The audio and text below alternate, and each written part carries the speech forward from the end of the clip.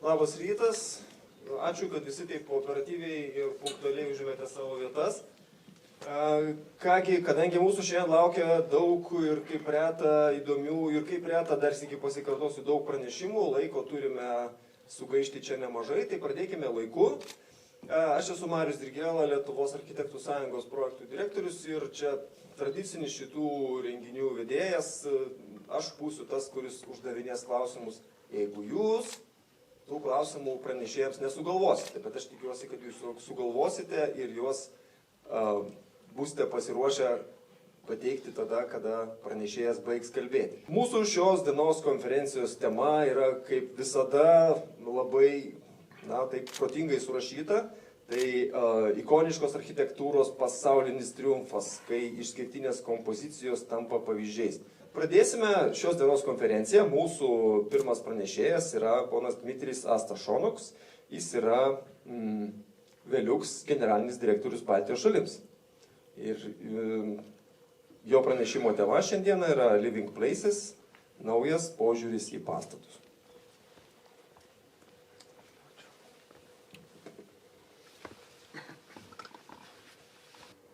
Hello, hello. Yes, it's working. My presentation will be in English, and I hope it will be understandable for you. So, the future of innovation, it isn't just about the technology. It is the way we think. Today we're going to explore how the innovations can be more inclusive, sustainable, and how it can be benefit not only to the privileged, but to everyone. My name is Dmitrijs Astašonoks, and in the next 20 minutes, you will learn about the new way of thinking about the building and how with existing technologies, you can build already today buildings that are benefit for the planet and the people. Before I start, I want to learn a little bit from you and the people in this room. I assume if you are here, you are working with the building planning, design. Please raise your hand if you do so. Oh, quite a few of you, yeah. One more question. If today, when you are working on the project, do you think and consider the aspect of sustainability? Please raise your hand. Who do so? Some people do, yes. Very good. What about when you are working on the project today? Do you consider about the healthy building? How to make it more healthy for inhabitants, people who will use it? Raise your hands who do so. Oh, there are a few people. That's a good start. Yeah. Yeah. Today we know that the richest 1% of population owns half of the wealth in the world. And a few years back, in July 2021, there was the hottest month ever in the world history. And the new records, I think, more to come, what we experience. I think we have also great September right here in Lithuania. Yeah. And in Lithuania, every 10th of Lithuanian inhabitants, unfortunately, have diagnosed with the mental health disorders, such as stress, anxiety, and loneliness. And what happened in the next 10 years, it's actually will be a very big challenge that in which condition we will give the planet to our next generations. The building industry responds for the 1/3 of the global CO2 emissions. And today in Europe, every third Europeans live in an unhealthy home. VELUX Group purpose is to create well-being for the people in planet by transforming spaces with daylight and fresh air. Over the last 20 years, VELUX Group have participated in more than 30 experimental buildings, and with them we have learned how the improving the quality of the building can positively impact the health and well-being of the people who will use the building, but also can have a huge benefit for the planet.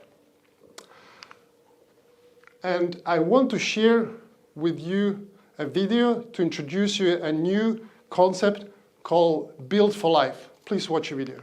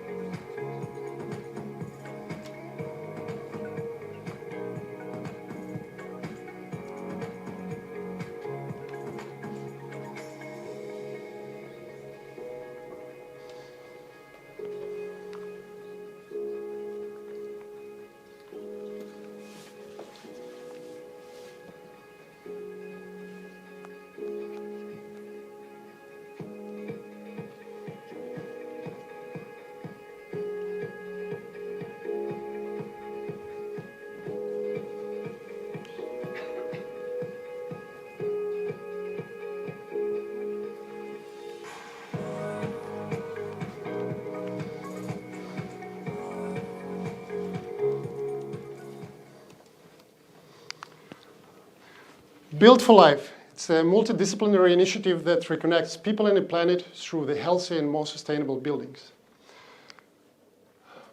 Living places, it isn't just a design. This is an ongoing dialogue between the traditions of the past and innovations of the future. And we were doing this project together with the architect company Effect and engineer consultancy Moya. And the project aimed to have 3 times lower carbon emission and 3 times better indoor climate in a building compared to the average Danish single family home today. And the project can be easily applied to every city, home or community, and it's based on 5 principles. First is healthy. Imagine if we could build a home that is healthy for the people and the planet. Shared. Imagine if we can reconsider the way how we live and we can strengthen the sense of the community. Simple. Imagine if with a new way of building, we can enable more easier upgrades and longer lifespan of the building. Adaptive. Imagine if we can make a building that we can have several ways of living. And scalable. Imagine if we could have a building and the way how we design, finance, and with that we can unlock it for everyone. The living places is not just a design. The concept can be applied to different typologies, starting from the single family home to the row house or even a block building. Here you can see the development of, during the life cycle calculation, how the CO2 impact develop. And you see the standard benchmark house and the living places house. And you see in the traditional construction method, there is a huge, even the CO2 emission even before you start to have a building, a construction. And the result, what we have received was outstanding. We have achieved to reduce the CO2 emission by 2/3 in the project. The big focus in the project was selection of the materials we used in every system of the house. And here you can see again 3 types of house. So you see the different element of the building, of the house, and you see that that's a benchmark house in materials, what is used, and you can see also the impact of CO2 with the LCA.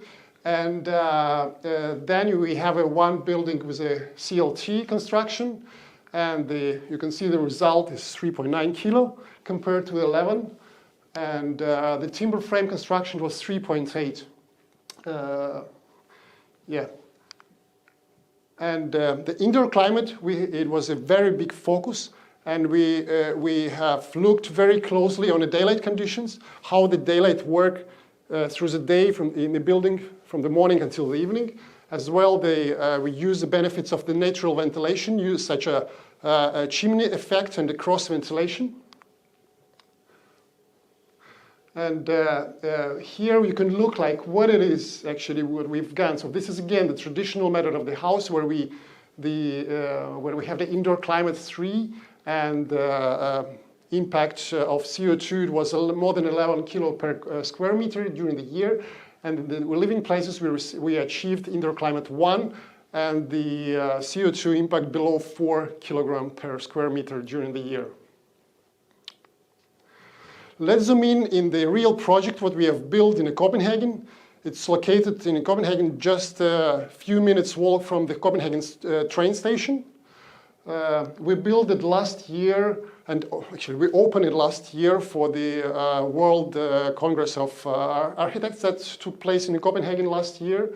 On the address you see on the screen, and this is a village or campus, we can say.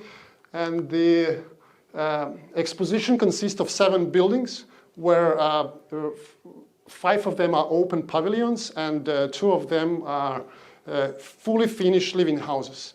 And here, now I want to share with you a video by a story from the Effect, one of the Effect leading architects, a co-founder, about one of the house of the project. Let's watch a video.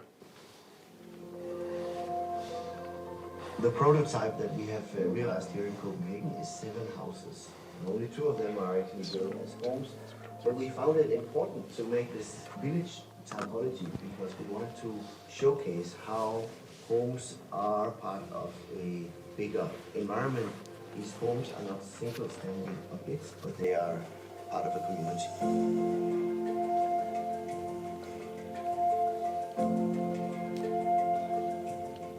Now we are in the kitchen, which is a very nice space in this house because it's connected with the entire house. It's connected in here with the living room, the dining situation. It's kind of one space.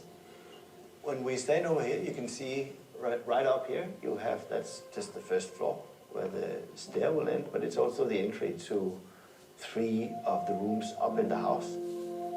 It also has another function, which is that it enables the daylight to come deep into the house. So here you actually have the direct sunlight coming in, and from here you will be able to watch the clouds moving across the sky, just like you can follow the sun on the walls moving over the course of the day.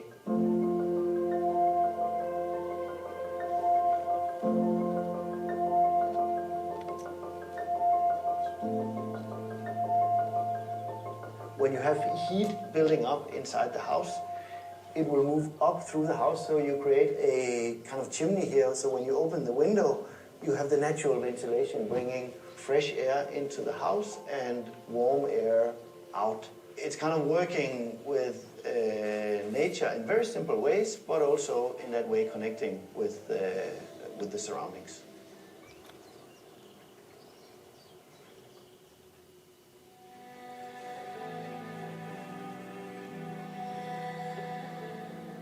Here we are on the first floor, and this is where you have the connection to the skylight out here in the studio, and the direct connection to the kitchen down here. The stair here has become this furniture in the middle of the house, connecting all levels. And at the same time, right up here, you have the daylight coming in here, and the darkness here, and then the skylight coming in from this place.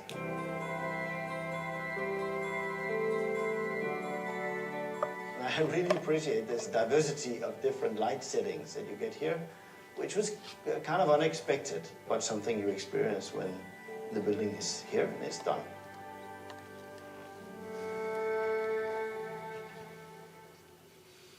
need to know where does the wood come from, how is it produced, how is it transported, because you need to know the emissions. What you can also see when you look at the way the timber is put together here, the way the panels and the wall are put together with the pipes and even cables being mounted externally to the walls, is that we had a dogma when we did this building to say this, everything needs to be designed for disassembly. So you can take the whole building apart and you can put it together again in a new way, or you can use the materials after the end of life. Like here you can see the joints of panels, and you can see that everything can be screwed apart. That way of seeing materials and buildings as something that is not permanent, that's how we need to design the buildings of the future, so that they can serve as material banks, but also carbon CO2 banks, where they will store the carbon for the lifetime of the building.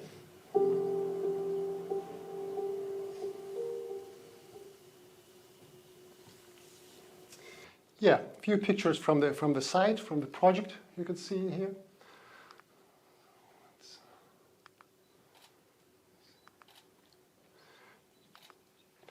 A lot of daylight, space. Yeah, we used an active house radar to measure the performance of the house, and looked on the three main aspects of the active house radar, like a comfort, energy, and environment. And the scores, what we got, it was obtained with the sensors that was installed in buildings, yeah, so we could see it, how it's performing. It's a real project, and it's you are looking forward. You are very welcome to visit the project. We still have a few open days planned this year. However, if you are not able to do it, you can scan this QR code and you can go through the real virtual tour on site and see the buildings outside, inside. And also, I really invite you to maybe make a picture of this link and go and watch a video, reflection video of the key partners, some architects and engineers who participated in the building. Really nice. They are sharing their learnings and from the project. Really invite you to see it. And yeah, and I have one more things to share with you today. Let's watch the video.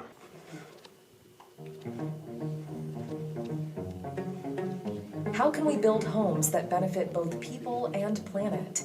Together with our partners, we built a home with a CO2 footprint 1/3 of the standard in Denmark and a best-in-class indoor climate. And now, we can share the process, experience, and learnings from our experiment. Introducing the Living Places Handbook. A handbook that shows that we already have everything we need to build more sustainable and healthy homes. The Living Places concept can help create flexible and affordable housing typologies with an ultra-low carbon footprint and healthy indoor climate designed for scalability. Explore the recipe to build homes that benefit both people and planet. Discover the learnings at livingplaces.velux.com. Yeah, this is a Living Places guidebook, and I have a few copies with me in this room, and I want to give actually one copy to you now. So who wants to have it? Okay, then you need to raise one question to get it. Yeah, are you ready to answer one question? Okay. Can I have a microphone so we can hear? It will be very simple. I'm pretty sure that. Yeah. Yes. So in Living Places, what was the result that we have achieved improving the indoor climate and the CO2 emission? And there will be three options. I will give it to you, A, B, C, and you need to choose the right one, and then you get a book, okay? Simple one. So A, there was no improvements. Not right. Not right, okay. B, the sustainability, the impact on with the CO2 was improved by 100 times, and indoor climate by 200 times. What is the third answer? Okay, and then C, the indoor climate was improved by 3 times, and the CO2 impact also 3 times. I think the third one. Correct! Oh, thank you so much. Yes, thank you very much. Yes. So yeah, we have one book, and I have actually a few more copies with me. So in a break, you're going to reach me, or I have 2 colleagues from VELUX, Gintar and Marius. You can get a few copies also. I have, I think, 2 or 3 more with me, so we can share it also with you. Yeah, and now we have built it. We have proved that it's possible, and now actually that's the time for the scaling. And at this stage, we are really open for the partnering, and looking for the partners with a similar mindset, with a similar ideology, how to build. And so if you feel that this is something for you, please feel free to reach out, and we can discuss about more the opportunities. Yeah. And because we already have some good examples, we have signed agreement with some partners in Netherlands and Denmark who want to use this concept even in Ukraine. So yeah, it's time for scaling now. With that, I want really to say thank you very much for your active participation, and I wish you a really good conference. Thank you.